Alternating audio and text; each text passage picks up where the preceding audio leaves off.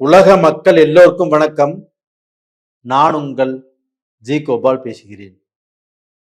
இன்னைக்கு நம்ம பேசக்கூடிய தலைப்பு என்னன்னா, செவ்வாய் பகவானின் பெயர்ச்சி. அப்ப அந்த செவ்வாய் பகவான் ஆகப்பட்டது உங்களுடைய ராசிக்கு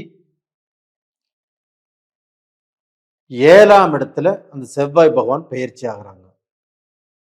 அப்போ பாத்தீங்கன்னா, இப்ப நம்ம ரிஷப ராசிக்கு தான் இந்த பலனை சொல்ல போறோம். ரிஷப ராசிக்கு 7ஆம் இடத்தில் அந்த செவ்வாய் பகவான் ஆகப்பட்டது அக்டோபர் 27ஆம் தேதி பெயர்ச்சியாகி விருச்சகத்துக்கு வராரு. அப்ப அந்த விருச்சகம் என்பது ரிஷப ராசிக்கு 7ஆம் இடம். அப்ப அந்த 7ஆம் இடத்துக்கு செவ்வாய் பகவான் பெயர்ச்சி ஆகியிருக்கிறாரே அப்படின்னா, நம்மளுக்கு செவ்வாய் தோஷமா, கோல்சார பிரகாரம், இல்லை 7ஆம் இடத்துல இருந்தால் நம்மளுக்கு பாத்தீங்கன்னா, இப்ப வரன் பார்க்க போறோம், அந்த வரனை பாதிக்குமா, இப்ப கல்யாணத்தை தடுக்குமா, நம்மளுக்கு பாத்தீங்கன்னா எங்கேயாவது பொண்ணு பார்க்குற பொண்ணு கிடைக்காதா, எங்கேயாவது மாப்பிள்ளை பார்க்குற மாப்பிள்ளை கிடைக்காதா, இப்படிப்பட்ட யோசனைகள் எல்லாமே கண்டிப்பா உங்களுக்கு வரும்.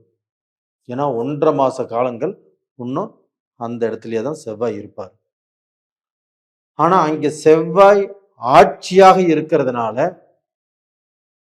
செவ்வாய் தோஷத்தை செய்ய மாட்டார்.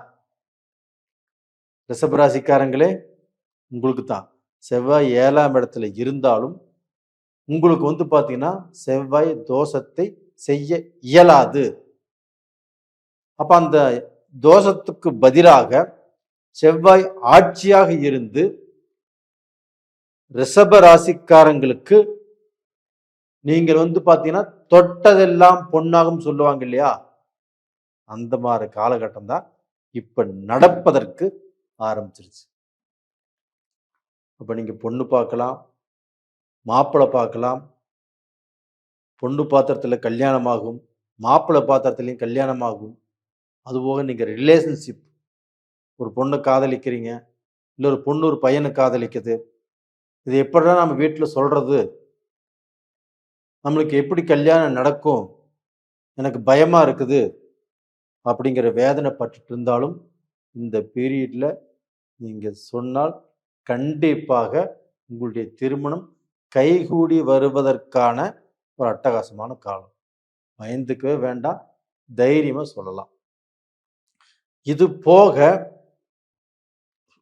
ரிஷபராசிக்காரங்களுக்கு குடும்ப வாழ்க்கையில் மனஸ்தாபம், மன கஷ்டம், குடும்பத்தில் குழப்பங்கள் இதெல்லாமே இருந்தாலும் 7ஆம் இடத்துல செவ்வாய் இருக்கிறதுனால, அங்கே செவ்வாய் ஆட்சி பெறுவதால் அந்த மனக்குழப்பமும் மன கஷ்டங்களும் கண்டிப்பாக தீரும். அப்ப பாத்தீங்கன்னா இந்த பீரியட் ஆகப்பட்டது ரிஷப ராசிக்காரங்களுக்கு வாழ்க்கையில ஒரு நல்லது நடக்கிறதுக்கு, ஒரு புது வாழ்க்கையை ஆரம்பிப்பதற்கு, வாழ்க்கையில் இருக்கக்கூடிய பிரச்சனைகள் தீர்வதற்கு ஒரு அட்டகாசமான டைம். அது போக அந்த 7ஆம் இடத்துல செவ்வாய் இருப்பதனால தொழில், கூட்டு தொழில், உங்களுடைய பிசினஸ் பார்ட்னர் அவங்களும் உங்களுக்கு பாத்தீங்கன்னா சாதகமா இருப்பாங்க. அந்த கூட்டு தொழில்ல நீங்க ஜெயிப்பீங்க. அந்த கூட்டு தொழில் நல்ல வளர்ச்சி அடையும். அந்த கூட்டு தொழில் மூலியமாக நீங்கள் சம்பாதிப்பதற்குண்டான நல்ல வாய்ப்பு இருக்கிறது. அப்ப இந்த 7ஆம் இடத்துல செவ்வாய் பகவான் ஆட்சியாக இருக்கிறதுனால உங்களுக்கு கூட்டு தொழில் கண்டிப்பாக நல்லா இருக்கும். இதற்கு முன்னாடி சங்கடம் சலிப்புகள் இருந்திருந்தாலும் இந்த பீரியட்ல ஒருத்தரை ஒருத்தர் புரிஞ்சு நடந்துக்குவீங்க. அப்ப அந்த சங்கடம்ங்கிறது இப்ப பாத்தீங்கன்னா தீருவதற்குண்டான வழி உங்களுக்கு கண்டிப்பாக பிறக்கும். அது போக இதே செவ்வாய் பகவான் ஆகப்பட்டது 7ஆம் பார்வையாக உங்களுடைய ராசியவே பார்க்கிறாங்க. அப்ப ரிஷப ராசியை இந்த செவ்வாய் பகவான் பார்க்கும்போது, செவ்வாய் அப்படிங்கிறது யாரு, ஒரு துணிச்சலான, ஒரு வீரமான, ஒரு தைரியமான, ஒரு கோபமான கிரகம். அப்ப அந்த கிரகம் உங்கள ராசியவே பார்க்கும்போது என்னாகும் அப்படின்னா, நம்மளுக்கு எதுலயுமே ஒரு தைரியம் வரும். ஒரு தன்னம்பிக்கை வரும். ஒரு நல்ல வீரம் வரும். யாரா இருந்தாலும் வரட்டும் பார்த்துக்கலாம் அப்படிங்கிற எண்ணங்கள் உருவாகும்.